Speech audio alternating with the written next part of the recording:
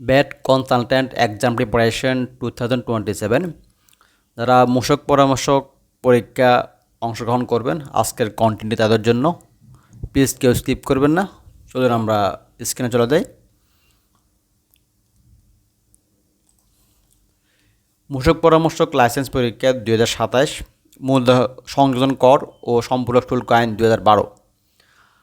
আমরা একটু থিওরি পড়ার আগে কিছু কথা বলবো। সেটি হচ্ছে কেন আমরা প্রথমে ব্যাট এবং এসডি অ্যাক্ট 2012 বেছে নিলাম।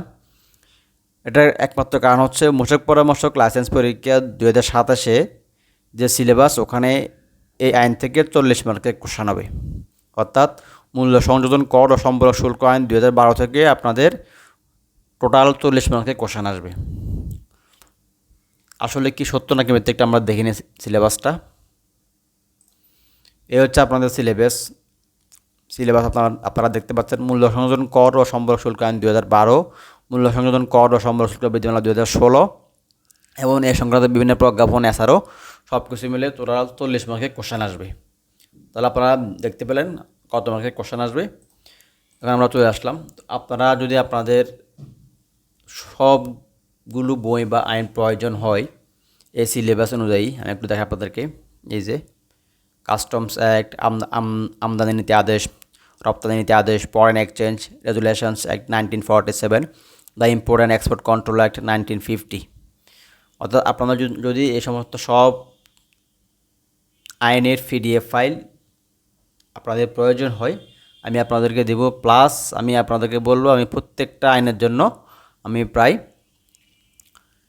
100 কোশ্চেনের উপর 100 কোশ্চেন না, আপনাদের যতটুকু প্রয়োজন, আপনাদের যে আপনার প্রিলিমিনারি পরীক্ষা এবং লিখিত পরীক্ষা আপনাদের যতটুকু প্রয়োজন আমি প্রত্যেকটা জিনিস সেখানে সুন্দরভাবে ফুটিয়ে তুলব। প্রত্যেকটা আইন আপনারা যারা নিতে চান 01811923661 01811923661 এই নাম্বারে যোগাযোগ করবেন। এটা আপনার ফি পড়বে 800 টাকা। তো আপনারা হয়তো বলতে পারেন পিডিএফ ফাইলের ফি 800 টাকা কীভাবে হয়। এর জন্য হয় আপনারা মোটা বই কিনবেন 1000 বা 1200 টাকা দিয়ে বা হয়তো একটু কম দিয়ে, ওই বইটা আপনাদের পড়তে পড়তে যে সময় নষ্ট হবে ওই সময়টা আপনার এখানে অনেক সেভ হবে। ও আপনারা যে বইটা কিনে মোটা ওখানে 500 থেকে 1000 পেজের উপরে থাকে। তা আমি বলবো আপনাদের এতগুলো প্রয়োজন হবে না এবং আপনার এমসিকিউ লিখিত বাইবা পুরো সিলেবাসটা আমাদের পিডিএফ ফাইল দিয়ে কভার হবে, ইভেন আপনার ম্যাথ সহ। তো আপনারা যারা নিতে আগ্রহী আপনারা 800 টাকা দিয়ে আপনারা এই পিডিএফ ফাইলটা পেতে পারেন। আপনারা একটু দেখেন, আমি জাস্ট কয়েকটা প্রশ্ন পড়ি। মূল্য সংযোজন কর ও সম্পূরক শুল্ক আইন 2012 সালে কত নম্বর আইন? 47 নম্বর। আমদানি কি? আমদানি অর্থ বাংলাদেশের বাইরে হইতে বাংলাদেশের ভৌগোলিক সীমার অভ্যন্তরে কোনো পণ্য আনয়ন। উপকরণ কি? উপকরণ অর্থ সকল প্রকার কাঁচামাল, laboratory reagent, laboratory equipment, accessories, জ্বালানি হিসেবে ব্যবহৃত যে কোনো পদার্থ, মোড়ক সামগ্রী, সেবা যন্ত্রপাতি। তবে নিম্নবর্ণিত পণ্য বা সেবাসমূহ উপকরণ হিসেবে বিবেচিত হবে না,